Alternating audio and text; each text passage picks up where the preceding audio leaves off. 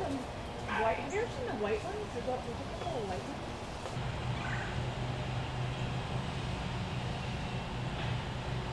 We should mention the attributes of peacocks, and that is their beauty. I mean, they're stunning creatures.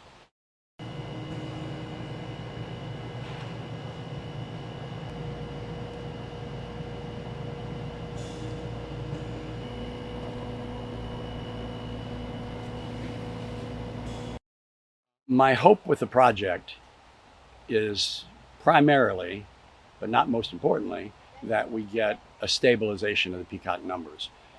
As a veterinarian whose oath from day one is above all do no harm, my number one priority is to be as atraumatic to the birds as possible. I want this to be as ineffective on their health as we can possibly be. And listen, we're close to 400 birds. We've had zero mortality, which is death. We've had zero morbidity, which is illness. And we've coincidentally recaptured a couple of birds that had lost their bands. And when I go in and inspect them internally, there is absolutely no scarring, no infection, no irritation, inflammation, nothing. This is as benign a procedure as we could possibly hope for. That's all testicle. And the vas deferens, the tube that we want to cut, is right there. The vasectomy merely disconnects the testicle from the rest of the reproductive tract. We don't remove the testicle, so we don't eliminate any of the secondary sex characteristics. He retains his beauty, he retains his tail, he retains his dominance.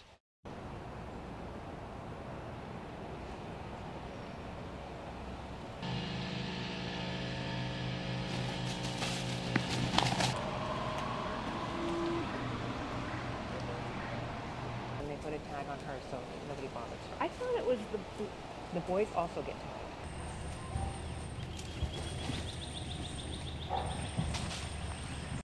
You can hear their screams from a mile away, and if they're outside an infant's window at nap time, that's undesirable. One day I went to this gentleman's house. He had a bunch of snakes on the landing, and I was like, what's that? You know, it was like August. And so I asked him, I said, when he came out, I said, are you a Halloween aficionado? What? And he said, no, those are for the peacocks. And I started laughing, and I said, the peacocks. And I said, does it work? And he said, no, nothing works. And so I guess that was one of the first people who had mentioned to me that they had issues with peacocks. But at the time, this was in 2020, a lot of people were working from home. They were Zooming from home. And the peacocks can be loud. No, they're Oh, all. you've seen There's a red. There's some of the girls now. So once he had a foot, you don't want to stand under them.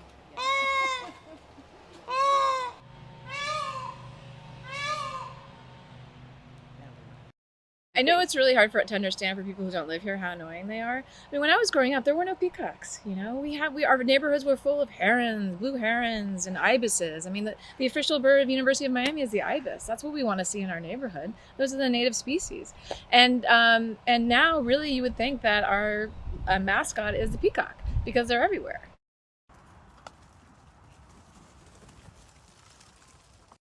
Rumor has it that there was a farm in the 70s that had 2 or 3 pair, and either they escaped or they were released.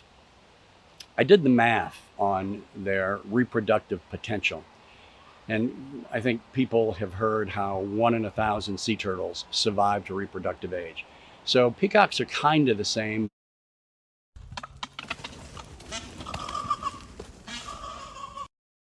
The reproductive lifespan of a peacock is 20 to 25 years. So if all those babies hatched and reproduced, at the end of 20 years, we would have in the neighborhood of 7 million peacocks from one ancestor.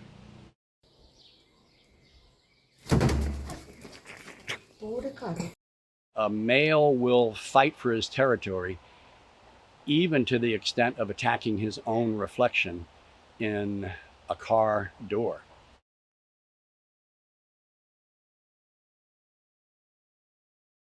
A male will have a harem of 7, 10, 12 females, and they stick with him. So if we can neutralize that one male without affecting his masculinity, then he'll keep all his girlfriends, but all of the nests will have sterile eggs.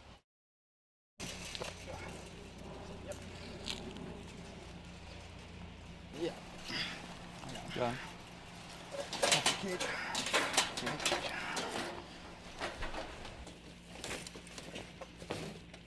Try to do this as fast as possible. They're very smart, so if they see something that they don't like, they're not going to come near you. You can chase them around with nets all day long, but you'll never catch them, or in a humane manner.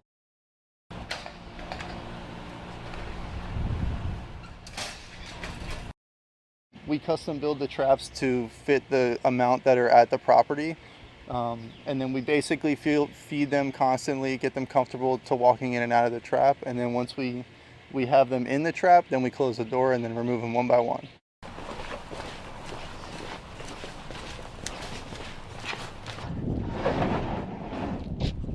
I don't know if you want.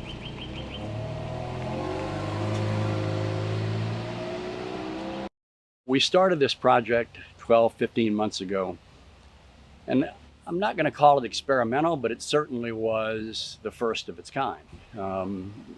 We're not aware of any other communities in the country that are doing this.